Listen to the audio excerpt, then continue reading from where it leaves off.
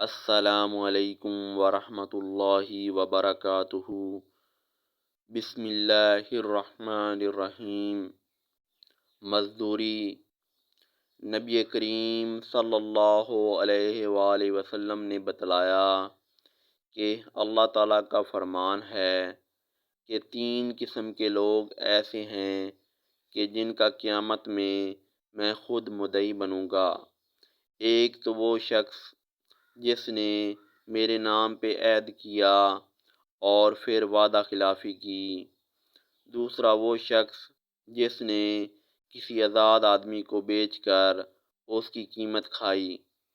اور تیسرا وہ شخص جس نے کسی کو مزدور کیا، پھر کام تو اس سے پورا لیا لیکن اس کی مزدوری نہ دی۔ اسلامی ویڈیو دیکھنے کے لیے ہمارے چینل کو سبسکرائب کیجیے۔ السلام علیکم ورحمۃ اللہ وبرکاتہ۔